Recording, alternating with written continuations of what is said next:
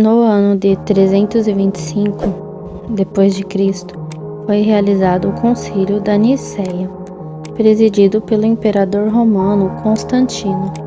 O concílio teve como objetivo reunir bispos de todas as regiões, onde em que havia cristãos, para discutir e definir temas fundamentais do cristianismo, tais como a data da Páscoa e se Cristo era um ser criado ou não criado, e sim igual e eterno como Deus seu Pai. Além de condenar, rejeitar e retirar da Bíblia os chamados evangelhos apócrifos, aqueles que, segundo o concílio, foram escritos sem a inspiração divina, por irem contra os dogmas estabelecidos pelos bispos, vários evangelhos originais daquela época, que deveriam estar na Bíblia, foram retirados, tais como o Evangelho de Maria Madalena, Tomé, Judas, Jesus e Gênesis 2. Foi decidido que no Concílio da Nicéia que esses evangelhos deveriam ser destruídos, mas nem todos foram.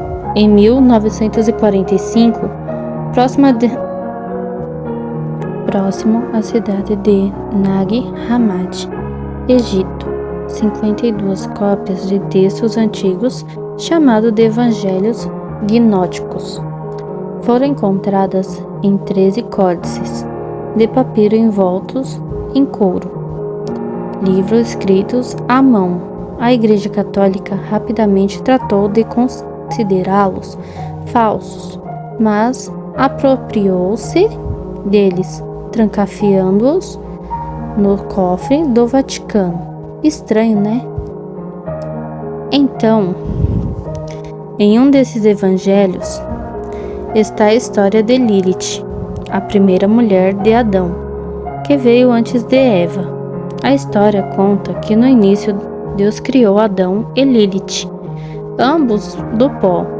Entretanto, Lilith não aceitava a condição de ser submissa a Adão, até porque eram feitos da mesma matéria. Ficou curioso? Então conheça agora a história de Lilith, a primeira mulher de Adão.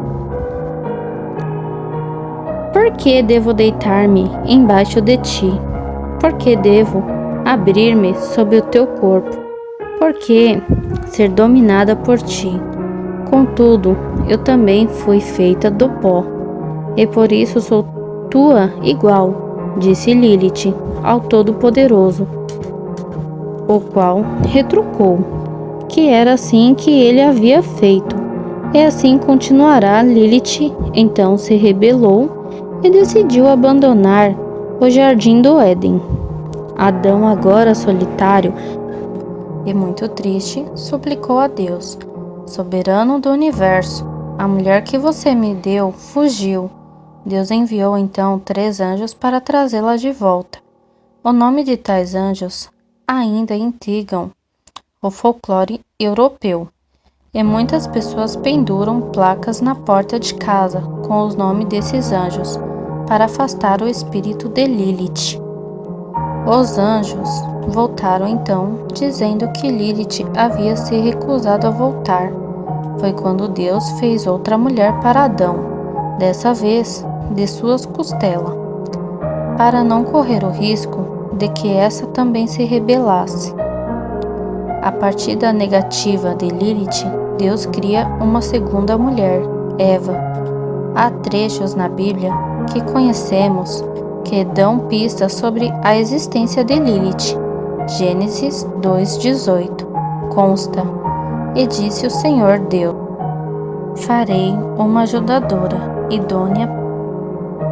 Em Gênesis 2:23 está escrito: e disse Adão: esta é agora osso dos meus ossos e carne da minha carne. Esta será chamada mulher, porquanto do homem foi tomada.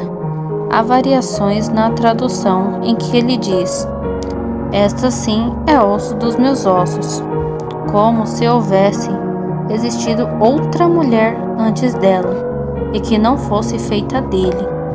Lilith está representada em várias culturas. Após os hebreus terem deixado a Babilônia, ela perdeu aos poucos sua representatividade e foi limitada do Velho Testamento. A palavra Lilith do hebraico significa noite. Logo, foi associada a um demônio noturno, citada em Isaías 34:14. E as feras do deserto se encontrarão com hienas, e o sátiro clamará ao seu companheiro, a Lilith, e pousará ali, e achará lugar de repouso para si. Em outra interpretação, diz que ela, Lilith, juntou-se aos anjos caídos quando se casou com Samael, que tentou Eva. Passou que Lilith tentou a Adão, os fazendo cometer adultério. Ela então passou a perseguir os homens, principalmente os adúlteros, criança e recém-casados, para se vingar. Outras histórias referem-se a ela como surgida das trevas, ou como um demônio do mar, e não como igual ao homem. A imagem mais conhecida que temos dela é a imagem que nos foi dada pela cultura hebraica, uma vez que esse povo foi aprisionado e reduzido à servidão na Babilônia, onde Lilith era cultuada. É bem provável que visem Lilith como um símbolo de algo negativo. Vemos assim a transformação de Lilith no modelo hebraico de demônio. Assim surgiu as lendas vampirísticas. Lilith tinha 100 filhos por dia, sucubos quando mulheres e incubos quando homem, ou simplesmente lilins. Eles se alimentavam de energia desprendidas no ato sexual e de sangue humano. Também podiam manipular os sonhos humanos. Seriam os geradores das poluições noturnas. Mas uma vez possuído por um sucubus, dificilmente um homem saía com vida. Também nas escrituras hebraicas, ela é referida como uma espécie de demônio. Lilith é associada com a deusa grega Hecate, a mulher escarlate, uma deusa que guarda as portas do inferno, montada em um enorme cão de 3 cabeças, Cérbero, reino de Hades. Hecate, assim como Lilith, representada na cultura grega, a vida noturna e a rebeldia da mulher sobre o homem. Para os judeus, a história contada é a seguinte: Lilith, que era um ser independente e arrogante, já vivia em desavença com o homem. E num momento de discussão e desentendimento, Lilith abandonou Adão e voou até as margens do Mar Vermelho.